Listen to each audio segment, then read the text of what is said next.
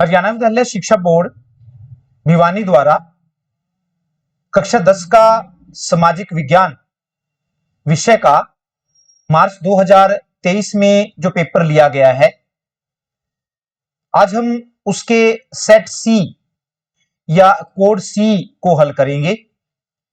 तो इस पेपर के लिए 3 घंटे का समय विद्यार्थियों को दिया गया था और जो पूर्णांक की बात करें, मार्क्स की अगर हम बात करें तो ये 80 नंबर का पेपर था। इसमें 36 प्रश्न दिए गए हैं और 4 विषय हैं। हिस्ट्री है, पॉलिटिकल साइंस है, ज्योग्राफी है और इकोनॉमिक्स है। तो पहले पेज पर वो सारी हिदायतें दी गई हैं जो क्वेश्चन पेपर करने से पहले बच्चे को पढ़नी जरूरी है। इसके बाद जो पहला ही पार्ट है इसमें वो इतिहास का है और इतिहास का पहला प्रश्न दिया गया है कि गायत्री मंत्र किस वेद से लिया गया है। 4 ऑप्शन दिए गए हैं, सामवेद, यजुर्वेद, ऋग्वेद और अथर्ववेद। तो इसका जो सही जवाब है वो सी है, ऋग्वेद में गायत्री मंत्र का वर्णन किया गया है। प्रश्न नंबर 2 है, महमूद गजनवी द्वारा भारत पर कुल कितनी बार आक्रमण किया गया? तो 17 बार उसने भारत पर आक्रमण किया। प्रश्न नंबर 3 है, 1 नंबर में है कि मेसोपोटामिया का आधुनिक नाम डैश है, खालिस्तान भरना इसमें। तो मेसोपोटामिया को वर्तमान समय में इराक के नाम से जाना जाता है।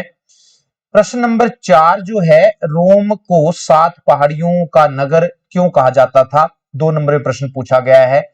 तो 1000 ईसा पूर्व के लगभग रोम एक छोटा सा गांव होता था जो मध्य इटली में टाइबर नदी के किनारे 7 पहाड़ियों पर बसा हुआ था। तो 7 पहाड़ियों पर बसा होने के कारण इसे 7 पहाड़ियों का नगर भी कहा जाता था। प्रश्न नंबर 5 है कि खलीफा कौन होते थे और उनका क्या काम होता था? 3 नंबर में प्रश्न पूछा गया है ये। तो हजरत मोहम्मद साहब की मृत्यु के बाद इस्लाम का प्रचार करने के लिए उनका उत्तराधिकारी खलीफा को बनाया गया था। 4 पवित्र खलीफा बारी बारी से उनके उत्तराधिकारी बने। उनका मुख्य काम केवल इस्लाम का प्रचार करना था। धीरे धीरे जहां जहां खलीफाओं की राजनीतिक सत्ता स्थापित होती गई वहां इस्लाम का प्रचार होता गया। 11वीं सदी तक इस्लाम यूरोप से लेकर एशिया के एक बड़े क्षेत्र में फैल गया था। खलीफा अबू बकर को छोड़कर शेष तीनों खलीफाओं की उनके विरोधियों द्वारा हत्या कर दी गई। प्रश्न नंबर 6 में पूछा गया है कि सरस्वती सिंधु सभ्यता की नगर योजना में सड़कों और गलियों की व्यवस्था कैसी थी? तो उत्तर में हम कह सकते हैं कि सरस्वती सिंधु सभ्यता की नगर योजना में सड़कों का महत्वपूर्ण स्थान होता था। मुख्य सड़कें नगर को 5 या 6 खंडों में बांटती थी। मोहनजोदड़ो में मिली मुख्य सड़कें 9.15 मीटर चौड़ी थी और गलियां 3 मीटर तक चौड़ी होती थी। सड़कें कच्ची होती थी। साफ सफाई का खास ध्यान दिया जाता था। कूड़े कचरे के लिए सड़कों के किनारे कूड़ेदान रखे गए थे। प्रश्न नंबर 7 है, पूछा गया है कि गुट निरपेक्ष आंदोलन क्या था? तो 1945 में जब दूसरा विश्व युद्ध खत्म हुआ तो 2 शक्तिशाली गुट उभर कर सामने आए। एक गुट साम्यवादी गुट था जिसका नेतृत्व सोवियत संघ या रूस कर रहा था। दूसरा गुट पूंजीवादी गुट था जिसका नेतृत्व अमेरिका कर रहा था। इसी समय एशिया और अफ्रीका महाद्वीप में बहुत से देश स्वतंत्र हुए। दोनों गुटों में इन नए स्वतंत्र देशों को अपने अपने गुट में शामिल करने की होड़ सी लग गई, लेकिन भारत सहित कुछ नए स्वतंत्र देशों ने दोनों गुटों में से किसी भी गुट में शामिल न होने का निर्णय लिया। इसलिए इन देशों ने शक्ति गुटों से अलग रहने के लिए जो आंदोलन चलाया उसे ही गुट निरपेक्ष आंदोलन कहते हैं। प्रश्न नंबर 8 जो है वो 5 नंबर का है, बड़ा प्रश्न है। तो जैन धर्म की उत्पत्ति कैसे हुई और जैन दर्शन और बौद्ध दर्शन में क्या क्या समानताएं हैं? समानताएं पूछी गई है। तो जैन धर्म की उत्पत्ति के बारे में हम कह सकते हैं कि जैन धर्म की स्थापना ऋषभदेव ने की थी। जैन धर्म में 24 तीर्थकर हुए हैं। भगवान महावीर स्वामी जैन धर्म के अंतिम तीर्थकर थे। वास्तव में जैन उन्हें कहते हैं जो जिन के अनुयायी थे। जिन शब्द जी धातु से बना है, जिसका अर्थ होता है जीतना। अतः जिन का अर्थ है इंद्रियों को जीतने वाला।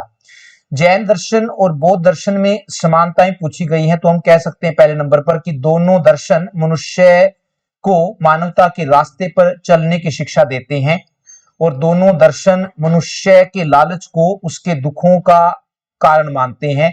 तीसरा है कि दोनों दर्शन मनुष्य को अच्छे कर्म करने की प्रेरणा देते हैं। और चौथा है कि दोनों दर्शन मनुष्य को त्याग, परोपकार, सत्य व अहिंसा का संदेश देते हैं। अथवा करके प्रश्न पूछा गया है अथवा में, और प्रश्न है कि 1857 की क्रांति को महान स्वतंत्रता संघर्ष क्यों कहा गया है। तो अंग्रेजी कंपनी की शोषणकारी नीतियों के कारण किसानों की हालत दयनीय हो गई थी। वहीं हस्तशिल्प उद्योग के पतन से हस्तशिल्पी भी विनाश के कगार पर आ गए थे। वेल्जली व डेलहौजी की साम्राज्यवादी नीतियों के कारण देशी शासकों की रियासतें छिन जाने से राजाओं और प्रजा में गुस्सा बढ़ने लगा था। सेना में सैनिकों से भेदभाव किए जाने से उनमें भी रोष पनपने लगा था।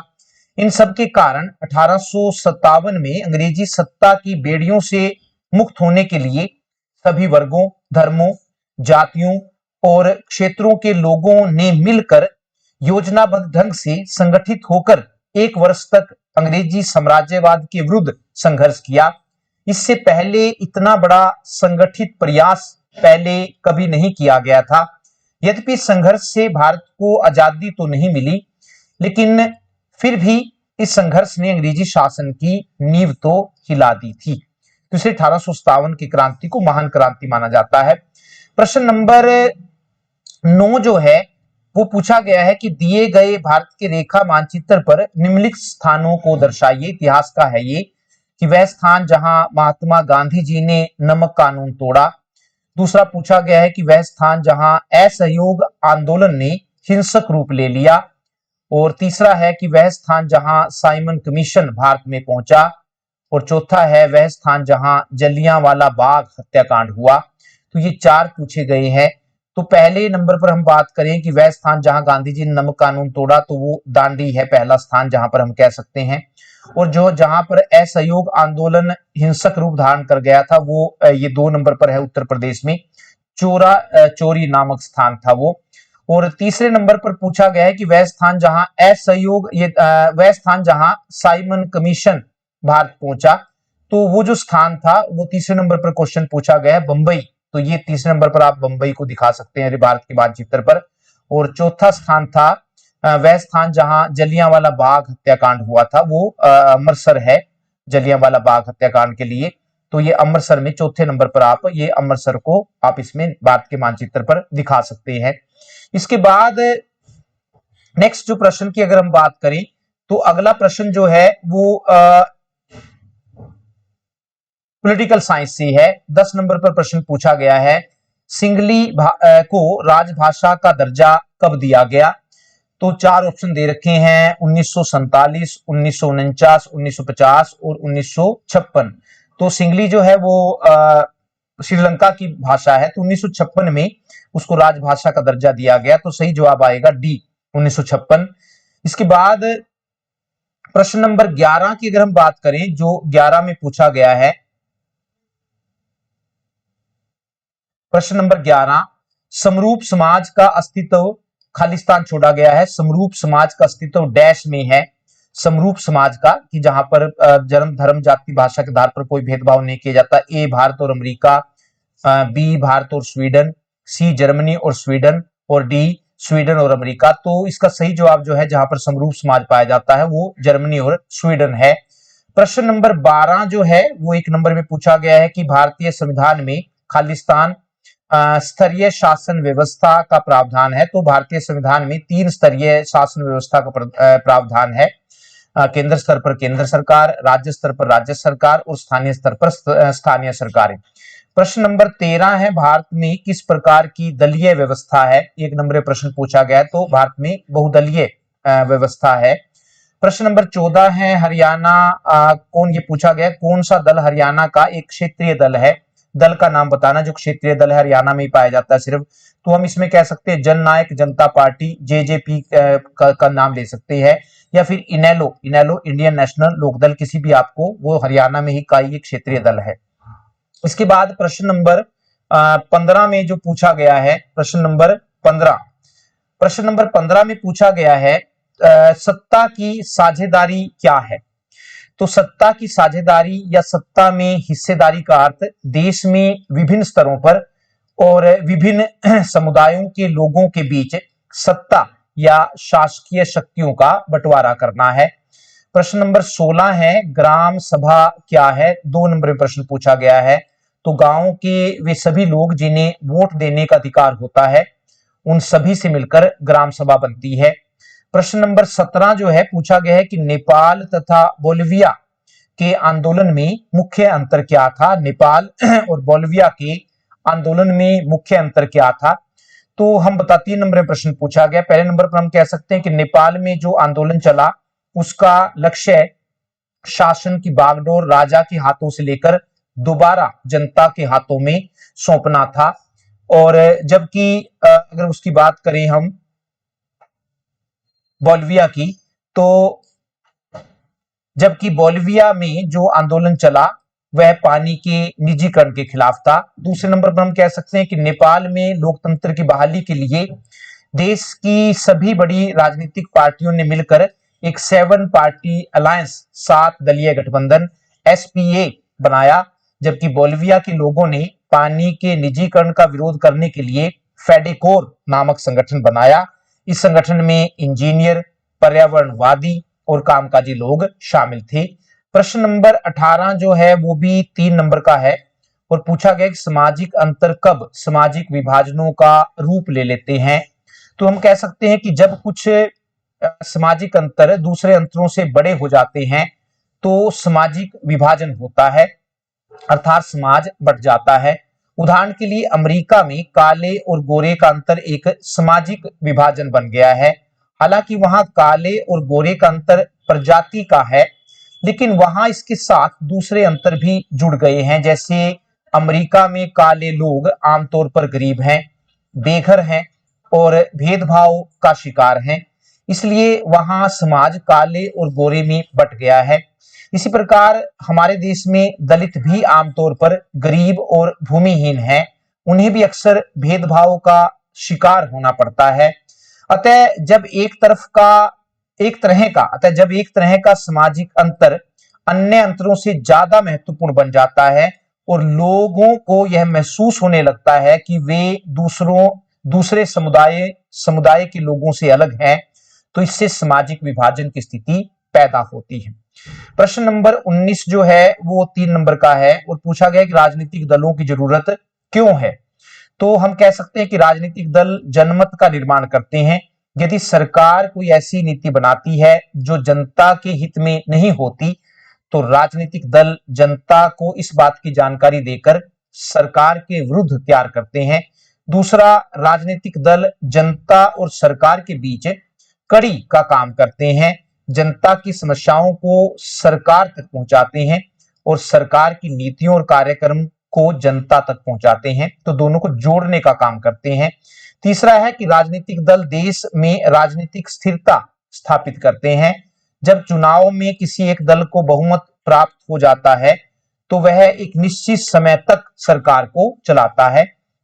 प्रश्न नंबर 20 जो है वो पूछा गया है कि 5 नंबर में प्रश्न है, बड़े उत्तर वाला प्रश्न है ये। राजनीति में सांप्रदायिकता का क्या योगदान है। तो इसके जवाब में राजनीति में सांप्रदायिकता का क्या पूछा गया है, सांप्रदायिकता का क्या योगदान है। तो जब राजनीति में अन्य धर्मों की तुलना किसी एक खास धर्म की अन्य धर्मों की तुलना में जब राजनीति में अन्य धर्मों की तुलना में किसी एक खास धर्म की श्रेष्ठता पाई जाती है तो इसे सांप्रदायिक राजनीति कहते हैं। सांप्रदायिकता का विचार राजनीति में कई रूपों में देखने को मिलता है। पहला है जैसे कि सांप्रदायिकता का पहला रूप एक धर्म के लोगों द्वारा अपने धर्म के विचारों को अच्छा समझना और दूसरे धर्मों के विचारों को निम्न दर्जे का समझना है। दूसरा, सांप्रदायिकता का दूसरा रूप बहुसंख्यकवाद है। बहुसंख्यकवाद का अर्थ किसी देश में अधिक संख्या में रहने वाले समुदाय में पाई जाने वाली ऐसी भावना से है जिसके अनुसार वे सोचते हैं कि वे देश का शासन अपनी मर्जी से चला सकते हैं तथा अल्पसंख्यक समुदाय के लोगों की इच्छाओं की अनदेखी कर सकते हैं। तीसरा, सांप्रदायिकता का तीसरा रूप धर्म गुरुओं द्वारा धर्म का सहारा लेकर अपने धर्म के अनुयायियों को इकट्ठा करना है। इन धर्म गुरुओं का अपने लोगों में काफी प्रभाव होता है, इसलिए वे अपने धर्म के लोगों में धर्म खतरे में होने का डर बैठाकर रखते हैं। और चौथा है, सांप्रदायिकता का सबसे भयानक रूप धर्म के आधार पर हिंसा या फिर दंगा है। देखने में आया है कि छोटी सी बात को लेकर दो धर्मों के लोगों में दंगे हो जाते हैं जिसमें जान और माल की भारी हानि होती है।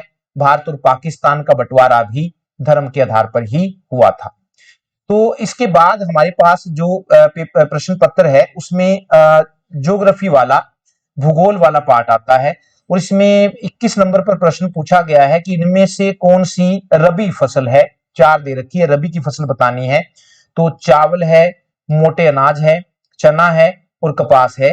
तो इसका जो सही जवाब है वो सी है, चना जो है वो रबी की फसल है। प्रश्न नंबर 22 में पूछा गया है, झारखंड में स्थित कोडरमा निम्नलिखित में से किस खनिज का अग्रणी उत्पादक है। कोडरमा जो है, तो 4 ऑप्शन इसमें भी दे रखे हैं, बॉक्साइट, अभ्रक, लोह अयस्क और तांबा। तो कोडरमा जो है वो वास्तव में अभ्रक के उत्पादन का जो खनिज है उसके लिए जानी जाती है। तो सही जवाब बी आएगा इसका। इसके बाद प्रश्न नंबर जो आगे पूछा गया है वो है प्रश्न नंबर 23, भूगोल का ही है। 23 में पूछा गया कि चाय का पौधा किस जलवायु में उगाया जाता है। तो चाय के पौधे के लिए उष्ण और उपोष्ण कटिबंधीय जलवायु होनी चाहिए। प्रश्न नंबर 24 की अगर बात करें तो रबड़ किस क्षेत्र की फसल है। तो रबड़ जो है वास्तव में भूमध्य रेखीय क्षेत्र की फसल है। प्रश्न नंबर 25 है इसके बाद भूगोल का ही। 25 में पूछा गया है कि लौह अयस्क के प्रकार बताइए। तो हम कह सकते हैं लौह अयस्क के 4 प्रकार होते हैं। 2 नंबर में प्रश्न पूछा गया है मैग्नेटाइट, यह सर्वोत्तम प्रकार का लौह अयस्क है जिसमें 70% लौह अंश पाया जाता है। दूसरा हेमेटाइट है, यह सर्वाधिक महत्वपूर्ण औद्योगिक लौह अयस्क है जिसका सबसे ज्यादा मात्रा में उपयोग होता है। इसमें लौह अंश 50 से 60% तक पाया जाता है। तीसरा लिमोनाइट है और चौथा जो है वो सिडेराइट लौह अयस्क है। तो 4 है। प्रश्न नंबर 26 में पूछा गया है खरीफ फसलें क्या होती हैं। खरीफ फसलें किन्हें कहते हैं। तो खरीफ की फसलें वे फसलें होती हैं जो मानसून के आने से के साथ बोई जाती हैं और सितंबर अक्टूबर में काट ली जाती हैं। तो इस ऋतु में बोई जाने वाली मुख्य फसलों में चावल, मक्का, ज्वार, बाजरा, तुर जिसको हम अरहर भी कहते हैं, मूंग, उड़द, कपास, जूट, मूंगफली और सोयाबीन शामिल है। प्रश्न नंबर 27 है विनिर्माण क्या है। तो मशीनों द्वारा कच्चे पदार्थ को मूल्यवान उत्पाद में परिवर्तित करके अधिक मात्रा में वस्तुओं का उत्पादन करने को विनिर्माण या वस्तु का निर्माण कहा जाता है। जैसे लकड़ी से कागज बनाना, गन्ने से चीनी बनाना, लौह अयस्क से लोहा इस्पात बनाना और बॉक्साइट से एल्युमिनियम बनाना। तो उसको हम वो कहते हैं विनिर्माण कहते हैं। प्रश्न नंबर 28 पूछा गया है कि विनिर्माण की परिभाषा देते हुए सूती वस्त्र उद्योगों की व्याख्या कीजिए। तो मशीनों द्वारा कच्चे पदार्थ को मूल्यवान उत्पाद में परिवर्तित करके अधिक मात्रा में वस्तुओं का उत्पादन करने को विनिर्माण या वस्तु का निर्माण कहा जाता है। बाद में पूछा गया सूती वस्त्र उद्योगों के बारे में पूछ रखा है। तो आरंभिक वर्षों में सूती वस्त्र उद्योग केवल महाराष्ट्र और गुजरात के कपास उत्पादन क्षेत्रों तक ही सीमित था। इसके कई कारण थे, जैसे इन क्षेत्रों में कपास की उपलब्धता, बाजार का होना, परिवहन की सुविधा, बंदरगाहों की समीपता, श्रम की उपलब्धता और नमी युक्त जलवायु का होना आदि। सूती वस्त्र उद्योग का कृषि से निकट का संबंध होता है क्योंकि इसे अपना कच्चा माल कृषि से ही प्राप्त होता है। यह उद्योग किसानों को, कपास चुनने वालों को, गांठ बनाने वालों, कताई करने वालों, रंगाई करने वालों, डिजाइन बनाने वालों, पैकेट बनाने वालों और सिलाई करने वालों को जीविका प्रदान करता है। यद्यपि कताई का कार्य महाराष्ट्र और गुजरात तथा तमिलनाडु में केंद्रित है, लेकिन बुनाई का काम देश के अलग अलग भागों में होता है। भारत में कताई उत्पादन विश्व स्तर का है, लेकिन बुना हुआ वस्त्र कम गुणवत्ता वाला है। इसका कारण यह है कि यह देश में उत्पादित उच्च स्तरीय धागे का अधिक प्रयोग नहीं कर पाता है। प्रश्न नंबर 29 जो है पूछा गया है कि दिए गए भारत के रेखा मानचित्र में निम्न को दर्शाएं और उनके नाम उनकी स्थिति के निकट दर्शाएं। ये पूछा गया है, हीराकुंड बांध पूछा गया है, कहां पर बनाना है ये। और दूसरे नंबर पर पूछा गया है मुंबई सॉफ्टवेयर टेक्नोलॉजी पार्क पूछा गया है, और तीसरे नंबर पर हैदराबाद अंतरराष्ट्रीय हवाई पतन एयरपोर्ट पूछा गया है। तो भारत के मानचित्र पर अगर हम दिखाएं तो हीराकुंड को आप उड़ीसा में दिखा सकते हैं, महानदी पर बना हुआ है। और मुंबई सॉफ्टवेयर टेक्नोलॉजी पार्क जो है मुंबई में है, महाराष्ट्र में उसको दिखाया जा सकता है। और हैदराबाद का जो एयरपोर्ट है इंटरनेशनल, वो 3 नंबर पर तेलंगाना में दिखाया जा सकता है। उसके बाद चौथा जो हमारे पास भाग है वो उसके अर्थशास्त्र, जिसको हम इकोनॉमिक्स कहते हैं, उसके बारे में है। और तीसरे नंबर 30 क्वेश्चन नंबर 30 पूछा गया है, सार्वजनिक और निजी क्षेत्र आधार पर विभाजित है, किस आधार पर विभाजित है? ए रोजगार की शर्तें, बी आर्थिक गतिविधियों का के स्वभाव, सी उद्यमों के स्वामित्व, और डी जो है उद्यम में नियोजित श्रमिकों की संख्या। तो जो विभाजन है निजी क्षेत्र और सार्वजनिक क्षेत्र का, वास्तव में सी आएगा इसका, उद्यमों के स्वामित्व। उसके बाद प्रश्न नंबर 31 पूछा गया है कि वैश्वीकरण के विगत 2 दशकों में द्रुत आवागमन देखा गया है। तो पहले पर पूछा, ए पर है देशों के बीच वस्तुओं सेवाओं और लोगों का, बी देशों के बीच वस्तुओं सेवाओं और निवेशों का, सी देशों के बीच वस्तुओं निवेशों और लोगों का, और डी उपरोक्त में से कोई नहीं। तो इसका बी आएगा, देशों के बीच वस्तुओं सेवाओं और निवेशों का प्रवाह देखा गया है। प्रश्न नंबर जो नेक्स्ट है, अगर हम उसकी बात करें, प्रश्न नंबर 32 पर जो प्रश्न है वो पूछा गया है, खालिस्तान पूछा गया। कोष्टक में दिए गए सही विकल्प का प्रयोग कर रिक्त स्थान की पूर्ति कीजिए। तो पूछा गया है, खालिस्तान है, परिवारों की ऋण की अधिकांश जरूरतें अनौपचारिक स्रोतों से पूरी होती हैं। तो 2 पूछे गए हैं, निर्धन, और निर्धन लोग जो हैं उनको औपचारिक स्रोतों से ऋण कम ही मिलता है, तो इसमें निर्धन आएगा। निर्धन लोगों के या निर्धन परिवारों की ऋण की अधिकांश जरूरतें जो हैं वो अनौपचारिक स्रोतों से पूरी होती हैं।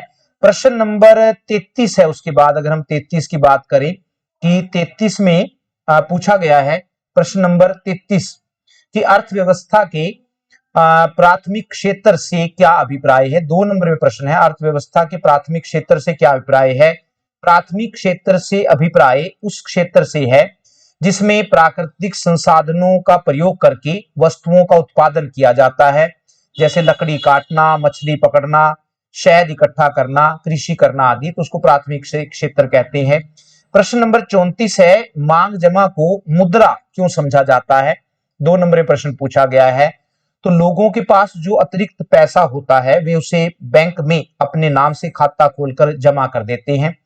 इस तरह लोगों का धन बैंकों के पास सुरक्षित रहता है और इस पर बैंक ब्याज भी देता है। लोगों को अपनी आवश्यकता के अनुसार इसमें से धन निकालने की सुविधा भी उपलब्ध होती है।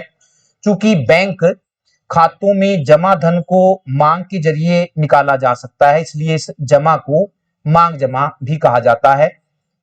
प्रश्न नंबर 35 है, 3 नंबर में पूछा गया है कि पर्यावरण में गिरावट के कुछ ऐसे उदाहरणों की सूची बनाएं जो आपने अपने आसपास देखे हैं। पर्यावरण में गिरावट के कुछ ऐसे उदाहरणों की सूची बनाएं जो आपने अपने आसपास देखे हैं। तो इसकी अगर हम बात करें कि कौन कौन से हैं जहां पर पर्यावरण की गिरावट आप देखते हैं, तो पहले नंबर पर हम कहेंगे कि हर जगह कूड़ा कचरा बढ़ता जा रहा है। दूसरा, ज्यादा से ज्यादा ट्यूबवेल लगाने के कारण भूमिगत जल का स्तर काफी नीचे चला गया है, कहीं कहीं तो यह 300 फीट से भी नीचे चला गया है। और चौथा है, वनों की अत्यधिक कटाई से वन्य जीवन समाप्त होता जा रहा है। और चौथा है, नदियों के जल में गंदगी डालने से उनका जल प्रदूषित होता जा रहा है। प्रश्न नंबर 36 जो है वो बड़ा प्रश्न है, विकसित देश विकासशील देशों से उनके व्यापार और निवेश का उदारीकरण क्यों चाहते हैं? क्या आप मानते हो कि विकासशील देशों को भी बदले में ऐसी ही मांग करनी चाहिए? तो विकसित देश विकासशील देशों से उनके व्यापार और निवेश का उदारीकरण इसलिए चाहते हैं क्योंकि वे इन देशों के व्यापार अवरोधों को अपने लिए हानिकारक मानते हैं।